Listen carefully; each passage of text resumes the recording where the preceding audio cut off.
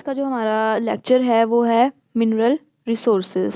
ये भी fifth semester का एक लेक्चर है, इन्वायरमेंटल बायोलॉजी का एक टॉपिक है। ठीक है जी, सबसे पहले देखते हैं मिनरल क्या होता है। A mineral is a naturally occurring chemical compound usually of crystalline form and not produced by life processes. Mineral जो है नेचुरली अकरिंग केमिकल कंपाउंड है, यूजुअली ये क्रिस्टलाइन फॉर्म में होता है और ये लाइफ प्रोसेसेस से प्रोड्यूस नहीं किया जा सकता। जैसे अब हमारी बॉडी मिनरल्स प्रोड्यूस नहीं कर सकती खुद से, ये अर्थ क्रस्ट के अंदर ही प्रेजेंट होते हैं। और इनकी जो स्टडी है, जिस ब्रांच के अंदर, जिस साइंस की ब्रांच के अंदर हम स्टडी करते हैं, उसको कहते हैं मिनरोलॉजी। ठीक है, उसके अलावा इसकी इम्पोर्टेंस देखी जाए तो इसकी इम्पोर्टेंस जो अभी तक जो इसकी डिस्कवर्ड है मिनरल्स, जो एलिमेंट्स डिस्कवर किए गए हैं वो हैं 4900 एलिमेंट्स जो कि अभी तक डिस्कवर हुए हैं। उसके अलावा 4660 आइडेंटिफाई किए हैं हमने अभी तक एलिमेंट्स या फिर मिनरल्स। डिस्कवरी इतनी की हो चुकी है लेकिन आइडेंटिफिकेशन 4660 एलिमेंट्स की हुई है। उसके बाद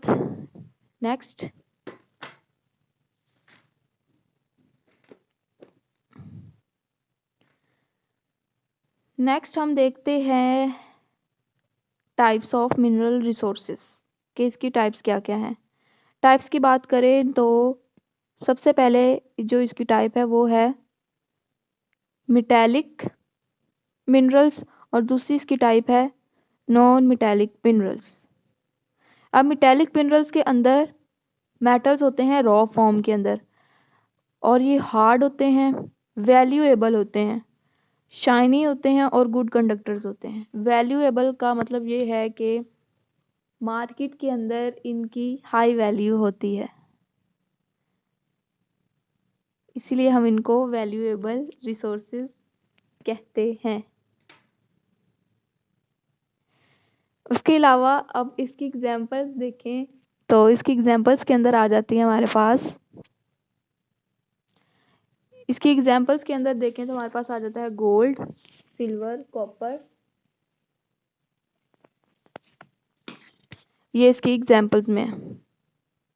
अब देखते हैं कि ये जो एलिमेंट्स हैं इनकी अकरेंस कहाँ पे है, कहाँ पे ये पाए जाते हैं और इनकी इम्पोर्टेंस क्या है। गोल्ड की बात करें, गोल्ड पेशावर के अंदर पाया जाता है और इसके अलावा करम रिवर के अंदर इसके डिपॉजिट्स हैं। इसके अलावा used as alloy for conductance और ज्वेलरी के अंदर। एलॉय का मतलब होता है जब दो एलिमेंट्स को, दो मेटल्स को मिलाकर हम कोई मिक्सचर बनाते हैं उसको हम कहते हैं एलॉय।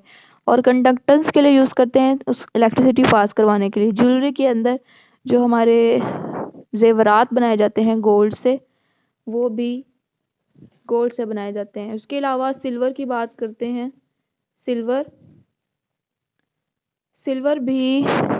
सिल्वर की अकरेंस देखी जाए तो सिल्वर प्रेजेंट होती है जी चिन्योट के अंदर। चिन्योट भी पंजाब का एक शहर है, वहाँ पे ज्वेलरी के अंदर हम इसका इस्तेमाल करते हैं। उसके अलावा मिरर्स के अंदर, शीशे वगैरह बनाने के लिए, और टेबल वेयर्स के अंदर, टेबल वेयर्स कहते हैं जो हम मेज़ के ऊपर सजाने के लिए कोई भी चांदी के बर्तन या चांदी के जो डेकोरेशन पीसेस है वो बनाते हैं। उसके अलावा नेक्स्ट कैटेगरी हमारे पास आ जाती है, नेक्स्ट हमारे पास है कॉपर। कॉपर इसकी अकरेंस है सवात में। सवात के अंदर इसके डिपॉजिट्स प्रेजेंट हैं। इलेक्ट्रिकल वायरिंग के अंदर कॉपर का यूज़ है बहुत ज़्यादा, गन्स के अंदर, एलॉयज़ के अंदर। ठीक है, जो गन्स की जो बुलेट्स हैं वो कॉपर से बनाई जाती हैं। उसके अलावा non metallic minerals, non metals होंगे इसके अंदर, do not contain metals associated with igneous rocks. Igneous rocks वो होती हैं जो लावा वगैरह से रिलेटेड होती हैं, वोल्केनिक इरप्शन होती हैं इन रॉक्स से। उसके अलावा लेस वैल्यूएबल होती हैं, सॉफ्ट होती हैं, डल होती है और पुअर कंडक्टर्स होती हैं, मतलब मेटालिक मिनरल्स के ऑपोजिट।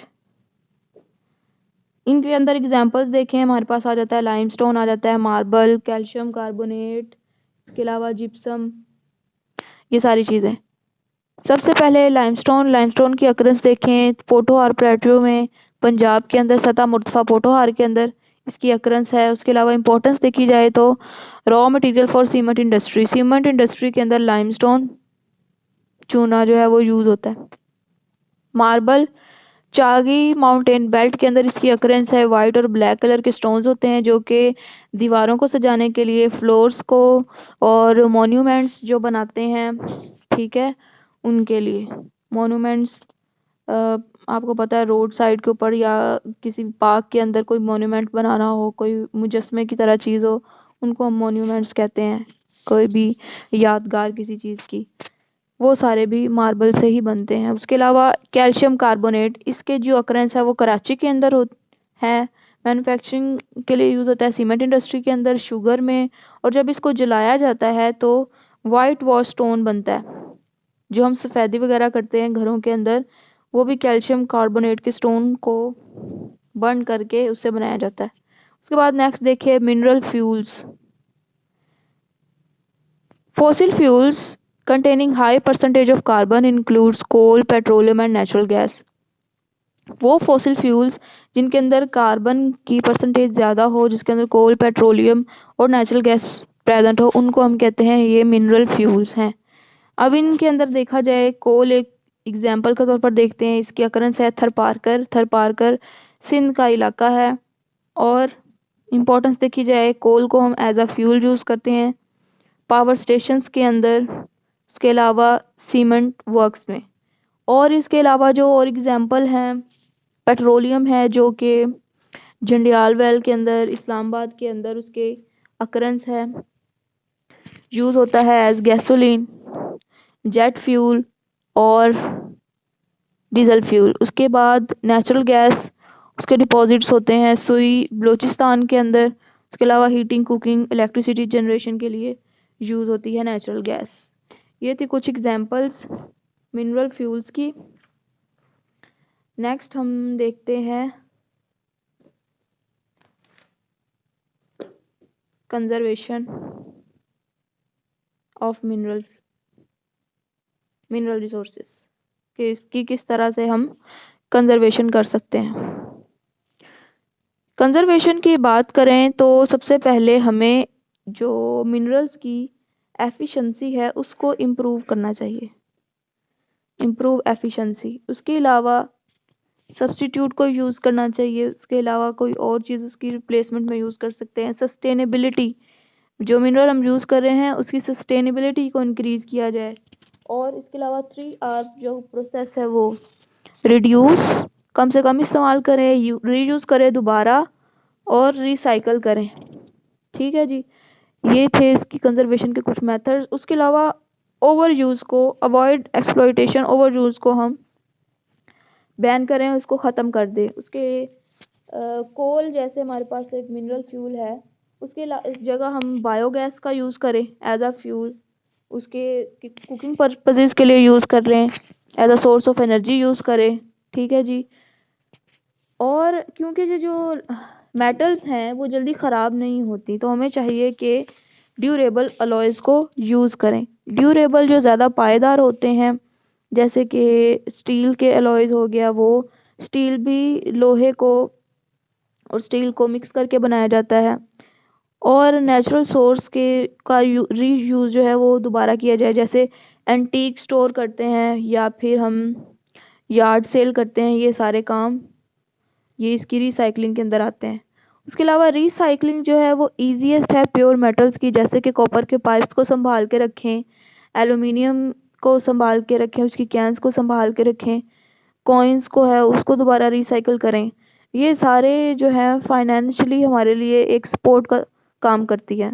उसके अलावा न्यू मिनरल्स जो हैं उनकी सर्च की जाए, एक्सप्लोर किया जाए न्यू मिनरल्स को ज़्यादा से ज़्यादा। उसके अलावा बायोटेक्नोलॉजी के इस्तेमाल से भी हम मिनरल्स को एक्सट्रैक्ट कर सकते हैं, जैसे कि उसके अंदर डिफरेंट प्रोसेसेस आ जाते हैं, बायो ऑक्सीडेशन आ जाती है, जिसके अंदर microbial enrichment of metals in solid phase होती है, बायो लीचिंग का प्रोसेस होता है, ठीक है, माइक्रोबियल डिसोल्यूशन ऑफ मेटल्स जिसको कहते हैं, बायोजॉर्प्शन का काम होता है, attachment of metals to cells, और जेनेटिक इंजीनियरिंग होती है माइक्रोब्स की, जिसके अंदर हम रेट करते हैं माइक्रो ऑर्गेनिजम्स को specialise in extracting metals from ore. उसके अलावा नेक्स्ट है मिनरल क्राइसिस के मिनरल क्राइसिस क्या है, मिनरल का बहरान क्या है। अगर हम कंजप्शन रेट हमारे पास बहुत ज़्यादा है, देन अवेलेबल सोर्सेज, अगर प्रोडक्शन कम है कंजप्शन ज़्यादा है, ठीक है, तो हमारे पास क्राइसिस फेस करने पड़ेंगे हमें मिनरल्स के। मतलब हम मिनरल का इस्तेमाल ज़्यादा से ज़्यादा कर रहे हैं लेकिन उनको निकालने के लिए हम इतना काम नहीं कर रहे, तो कमी का शिकार हो जाएंगे, मिनरल्स अवेलेबल नहीं रहेंगे। उसके अलावा दो कंसेप्ट दिए गए थे क्लाउड थ्योरी का, क्लाउड थ्योरी।